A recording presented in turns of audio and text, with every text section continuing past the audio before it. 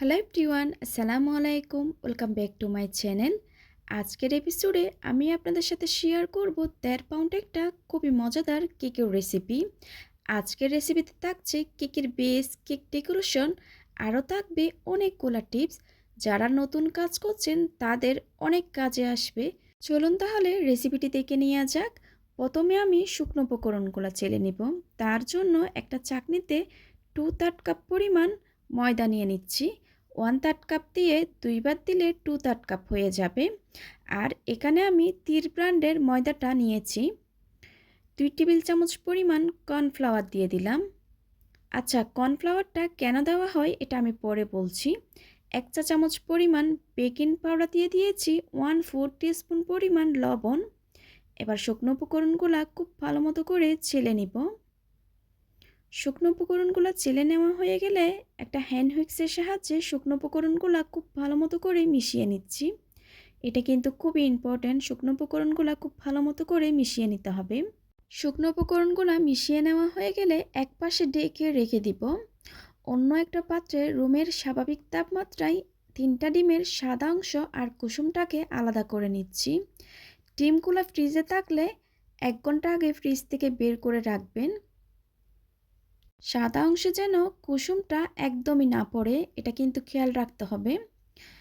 আমি এখানে কুসুমটা এক পাশে রেখে দিচ্ছি। এবার সাদা অংশে আমি 1/2 চা চামচ পরিমাণ হোয়াইট ভিনিগার দিয়ে দিলাম। আপনাদের হাতের কাছে হোয়াইট ভিনিগার না থাকলে 1/2 চা চামচ লেবুর রস দিয়ে দিবেন। এবার সাদা অংশে আমি 1/3 কাপ পরিমাণ চিনি দিয়ে দিচ্ছি। 1/3 কাপ চিনিটাকে আমি 2 বার করে দিব। এখানে আমি 2/3 কাপ পরিমাণ চিনি ব্যবহার করব। আমি 1/3 কাপ চিনিকে অল্প অল্প দিয়ে বিট করে নিচ্ছি। আপনারা কিন্তু স্ক্রিনে দেখতে পাচ্ছেন আমি কিভাবে করে বিট করে নিচ্ছি। আর ইলেকট্রিক বিটারের স্পিড থাকবে শুরু থেকে শেষ অবধি পর্যন্ত মিডিয়ামে। আবারও আমি 1/3 কাপ পরিমাণ চিনি নিয়ে নিয়েছি। অল্প পরিমাণ চিনি দিয়ে আমি আবারও বিট করে নিব 2 থেকে 3 মিনিট। অনেকে বলে থাকেন চিনিটা কিন্তু আস্ত থেকে যায়, তারা চাইলে এভাবে করে চিনিটা অ্যাড করতে পারেন, তখন কিন্তু সম্পূর্ণ চিনিটুকু গলে যাবে। একসাথে যদি চিনিটা দিয়ে বিট করেন অনেক সময় চিনিটা গলতে সময় লাগে, ডিমের ফোমটা কিন্তু তাড়াতাড়ি হয়ে যায়। আপনারা চাইলে এভাবে করে বিট করে নিতে পারেন। আর আমার বিটারের স্পিড কিন্তু 6-এ আছে, আমি 2-এ দিয়ে সবসময় বিট করি। ডিমের ফোমটা কিন্তু হয়ে এসেছে। যখন এরকম সাদা ফোমে হয়ে আসবে তখন বিটারটা অফ করে দিতে হবে। এবার দিয়ে দিচ্ছি ডিমের কুসুম। এটা আমি অরেঞ্জ কেক তৈরি করব, তার জন্য এখানে আমি 1 চা চামচ পরিমাণ অরেঞ্জ ইমালশন দিয়ে নিলাম।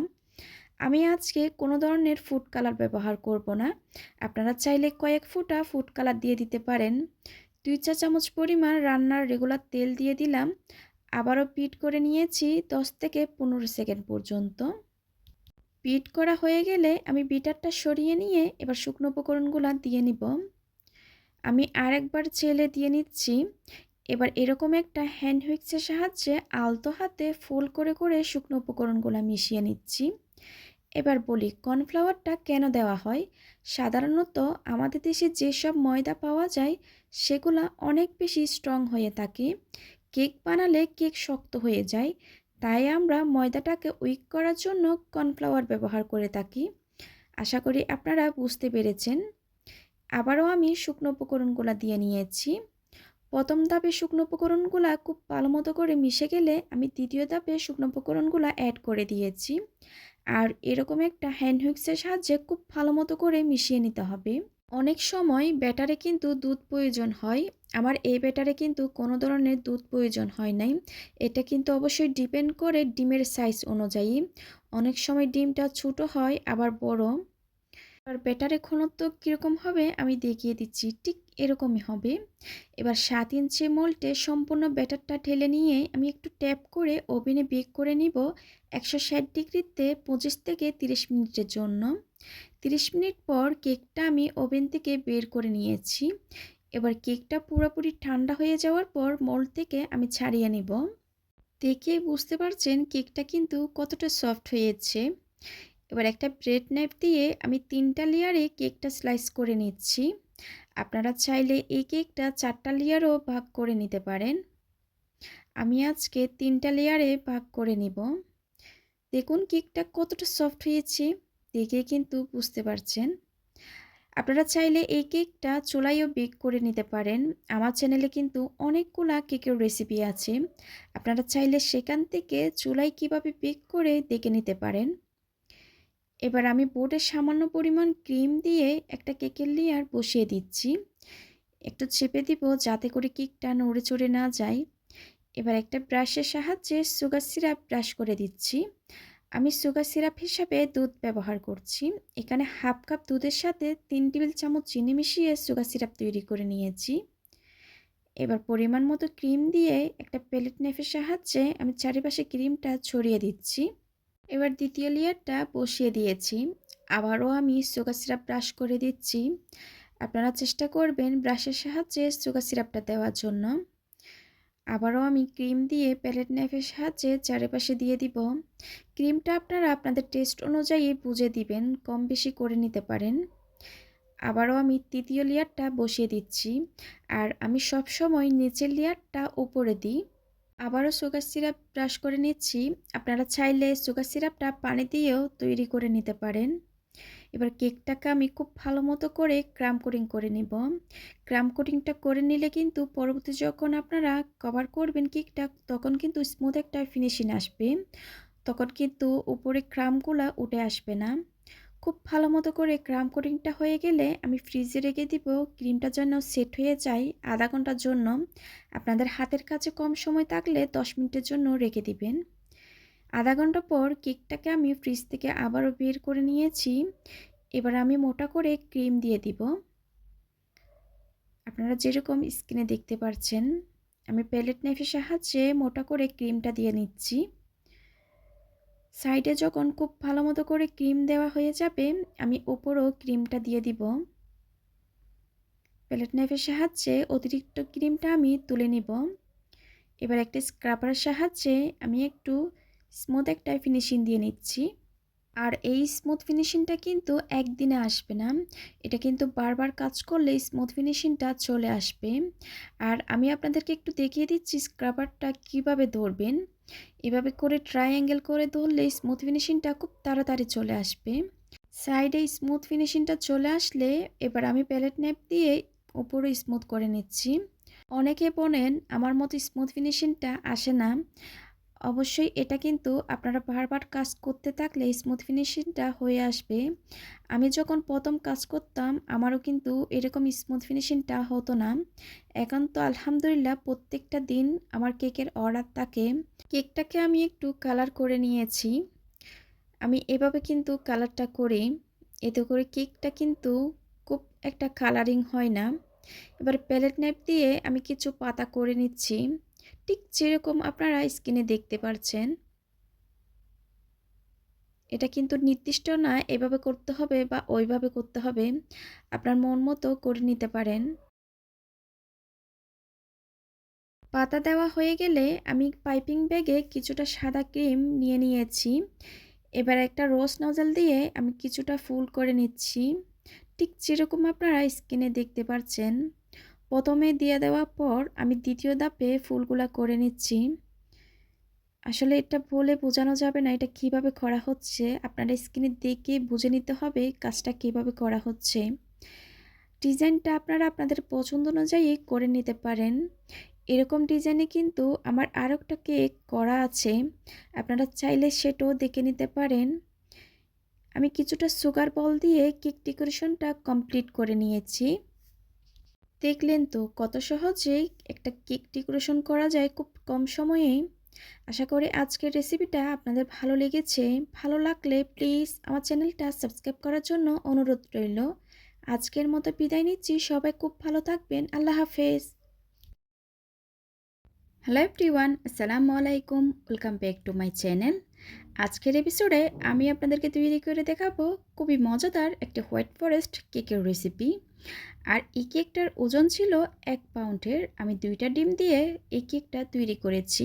রেসিপিটা যদি ভালো লেগে থাকে প্লিজ সাবস্ক্রাইব করার জন্য অনুরোধ রইল। সাথে থাকা বেল আইকনটি ক্লিক করবেন। এতে করে আমি কোনো রেসিপি আপলোড করলে আপনারা সাথে সাথে নোটিফিকেশন পেয়ে সবার আগে দেখতে পারেন। চলুন তাহলে প্রথমে আমি কেকের বেসটা তৈরি করে নিব। এখানে আমি 2টা নর্মাল তাপমাত্রায় ডিম ভেঙে নিচ্ছি। কুসুম আর সাদা অংশটাকে আমি আলাদা করে নিব। আর ডিম যদি ফ্রিজে থাকে 1 ঘন্টা আগে নামিয়ে রাখবেন। ঠান্ডা ডিম দিয়ে কিন্তু কেকের বেসটা অত একটা ভালো হয় না। সবসময় কিন্তু চেষ্টা করবেন নর্মাল তাপমাত্রার ডিম ব্যবহার করার জন্য। এবার সাদা অংশে হাফ চা চামচ পরিমাণ হোয়াইট ভিনেগার দিয়ে দিচ্ছি।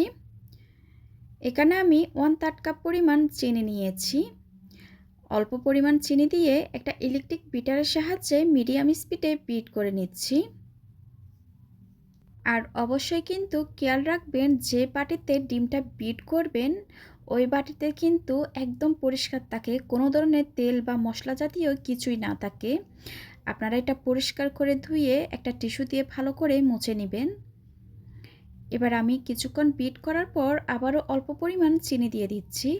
চিনিটা আমি ধাপে ধাপে অ্যাড করব, আমি একসাথে দিয়ে বিট করব না। আমি কিন্তু সব সময় চিনিটা এভাবে করে অ্যাড করে থাকি। এবার ইলেকট্রিক বিটারটা বন্ধ করে বাকি চিনিটা আমি দিয়ে দিলাম। আবারও বিট করে নিব 2 থেকে 3 মিনিট পর্যন্ত বা চিনির দানাটা সম্পূর্ণ গলে যাওয়া পর্যন্ত। আপনারা যদি বুঝতে না পারেন চিনিটা গলেছে কি না হাতে নিয়ে একটু চেক করে নিতে পারেন। আমার ডিমের ফোমটা কিন্তু হয়ে গেছে। এবার দিয়ে নিচ্ছি কুসুম। 1 টেবিল চামচ পরিমাণ রান্নার রেগুলার তেল দিয়ে দিব। আপনারা চাইলে গলানো বাটারও দিয়ে দিতে পারেন। হাফ চা চামচ পরিমাণ ভ্যানিলা এসেন্স দিয়ে দিচ্ছি। হোয়াইট ফরেস্ট কেকের ক্ষেত্রে কিন্তু ভ্যানিলা বেস হতে হবে, তার জন্য আমি ভ্যানিলা এসেন্স দিয়ে দিলাম। আবারও বিট করে নিচ্ছি 10 থেকে 15 সেকেন্ড পর্যন্ত। এটা কিন্তু ওভার বিট করা যাবে না। বিট করা হয়ে গেছে, এবার বিটারটা আমি সরিয়ে নিব। এবার দিয়ে নিচ্ছি শুকনো উপকরণগুলা। একটা চালনিতে আমি হাফ কাপ পরিমাণ ময়দা দিয়ে নিচ্ছি, এটা কিন্তু তীর ব্র্যান্ডের। 1 টেবিল চামচ পরিমাণ কর্নফ্লাওয়ার দিয়ে নিচ্ছি। হাফ চা চামচ পরিমাণ বেকিং পাউডার দিয়ে দিলাম। 1 চিমটি পরিমাণ লবণ দিয়ে দিচ্ছি। এবার শুকনো উপকরণগুলো খুব ভালো মতো করে চেলে নিচ্ছি। শুকনো উপকরণগুলো আমি একবারে চেলে দিয়ে দিলাম, আপনারা কিন্তু 2বার করে চেলে দিবেন। এবার ইলেকট্রিক বিটারের একটা কাটার সাহায্যে আমি শুকনো উপকরণগুলো আলতো হাতে ফোল্ড করে করে মিশিয়ে নিচ্ছি। আপনারা চাইলে এই কাজটা একটা হ্যান্ড হুইক্সের সাহায্যেও করতে পারেন। শুকনো উপকরণটা কিন্তু খুব ভালো মতো করে মিশে গেছে। এই পর্যায়ে আমি 1 টেবিল চামচ পরিমাণ গরম পানি দিয়ে দিচ্ছি। আবারও আমি একটু ভালো করে মিশিয়ে নিব। এটা দেওয়ার কারণে কিন্তু কেকটা অনেকক্ষণ পর্যন্ত সফট থাকবে। মিশিয়ে নেওয়া হয়ে গেছে, এবার বিটারের কাঁটাটা আমি সরিয়ে নিব। আবারও একটু স্প্যাচুলার সাহায্যে মিশিয়ে নিচ্ছি। এবার 7 ইঞ্চি মোল্ডে সম্পূর্ণ ব্যাটারটা ঢেলে ট্যাপ করে আমি ওভেনে দিয়ে বেক করে নিব। আমি এটা বেক করে নিয়েছিলাম 25 থেকে 30 মিনিটের জন্য। এক এক ওভেনের তাপমাত্রা কিন্তু এক এক রকম, আপনারা সেটা বুঝে ওভেনে বেক করে নেবেন। আর সবসময় কিন্তু ইলেকট্রিক ওভেনটা প্রিহিট করে নিতে হবে। কেকটা কতটা সফট হয়েছে আমি কিন্তু আপনাদেরকে দেখিয়ে দিয়েছি। কেকটা ঠান্ডা হয়ে যাওয়ার পর 2টা ভাগে স্লাইস করে নিয়েছিলাম। এবার 10 ইঞ্চি একটা বোর্ড নিয়ে নিলাম। বোর্ডে সামান্য পরিমাণ ক্রিম দিয়ে একটা কেকের লেয়ার বসিয়ে দিচ্ছি। এবার কেকটাতে আমি সুগার সিরাপ ব্রাশ করে নেব। এখানে আমি 1/3 কাপ পরিমাণ দুধ নিয়েছি আর 2 টেবিল চামচ চিনি মিশিয়ে দুধটা আমি সুগার সিরাপ হিসাবে তৈরি করে নিয়েছি। আপনারা চাইলে দুধের পরিবর্তে পানিটা ব্যবহার করতে পারেন। এবার চামচের সাহায্যে আমি সুগার সিরাপটা দিয়ে নিচ্ছি কেকের উপর। স্পঞ্জ কেকে কিন্তু সবসময় সুগার সিরাপটা ব্রাশ করতে হয়। এবার পরিমাণ মতো ক্রিম দিয়ে নিচ্ছি। প্যালেট নাইফের সাহায্যে ক্রিমটাকে আমি চারিপাশে ছড়িয়ে দিব। ক্রিমটা আপনারা কম বেশি করে নিতে পারেন, এটা ডিপেন্ড করবে আপনাদের টেস্ট অনুযায়ী। এবার সবচেয়ে গুরুত্বপূর্ণ কথা বলবো, হোয়াইট ফরেস্ট কেকের ক্ষেত্রে কিন্তু ভ্যানিলা বেস হতে হবে। আর প্রত্যেকটা লেয়ারে কিন্তু আপনাদেরকে চেরি ফিলিং ব্যবহার করতে হবে। এটা আমি 100 গ্রাম 80 টাকা দিয়ে নিয়েছিলাম, যেখানে আমি কেকের ক্রিমগুলো নিয়ে থাকি ওইখান থেকে নিয়েছিলাম। আর এটা আপনারা নর্মাল ফ্রিজে রেখে ১ সপ্তাহ থেকে ১০ দিন পর্যন্ত রেখে খেতে পারেন। আর ডিপ ফ্রিজে কিন্তু ১ থেকে ২ মাস রাখতে পারেন। এবার পরিমাণ মতো আমি দিয়ে নিচ্ছি। এটা আপনারা কতটুকু খেতে চান অতটুকু দিয়ে দিবেন। আর আপনারা যদি চেরি ফিলিংটা ব্যবহার করতে না চাইলে যেকোনো ফলের ফিলিং ব্যবহার করতে হবে। এবার কেকের দ্বিতীয় লেয়ারটা বসিয়ে দিচ্ছি। আবারও আমি সুগার সিরাপ দিয়ে নিব। যারা আমার চ্যানেলে নতুন এসেছেন প্লিজ সাবস্ক্রাইব করার জন্য অনুরোধ রইল। সাথে থাকা বেল আইকনটি ক্লিক করবেন। এতে করে আমি কোনো রেসিপি আপলোড করলে আপনারা সাথে সাথে নোটিফিকেশন পেয়ে সবার আগে দেখতে পারেন। আমার চ্যানেলে কিন্তু সবসময় স্পঞ্জ কেকের রেসিপিগুলো শেয়ার করা হয়। অনেকে কিন্তু ময়েস্ট কেকের রেসিপি দেখতে চেয়েছিলেন। তার জন্য কিন্তু অলরেডি আমার চ্যানেলে ভ্যানিলা ময়েস্ট কেকের রেসিপি শেয়ার করা হয়েছে। আপনারা চাইলে সেখান থেকে সেই রেসিপিটা দেখে নিতে পারেন। এবার কেকটাকে আমি খুব ভালো মতো করে ক্রাম কোটিং করে নিয়েছি। ফ্রিজে রেখে দিয়েছিলাম আধা ঘন্টার জন্য। আপনাদের হাতের কাছে যদি কম সময় থাকে 10 মিনিটের জন্য রেখে দিবেন। আবারও কেকটাকে ফ্রিজ থেকে বের করে এবার আমি মোটা করে ক্রিমটা দিয়ে নিব। কেকের চারিপাশে আমি মোটা করে ক্রিমটা দিয়ে নিচ্ছি। চারিপাশে ক্রিমটা দিয়ে নেওয়া হয়ে গেলে প্যালেট নাইফের সাহায্যে উপরেও আমি ক্রিম দিয়ে নিচ্ছি। আপনারা চাইলে প্যালেট নাইফ না থাকলে স্কেল দিয়েও এই কাজটা করতে পারেন। এবার কেকটাকে আমি অতিরিক্ত ক্রিমটা আমি প্যালেট নাইফের সাহায্যে তুলে নিচ্ছি। যে জায়গায় ক্রিমটা কম হবে ওই জায়গায় আমি আবার ক্রিম দিয়ে নিচ্ছি। এবার কেকটাকে আমি স্মুথ করে নিচ্ছি একটা স্ক্রাপারের সাহায্যে।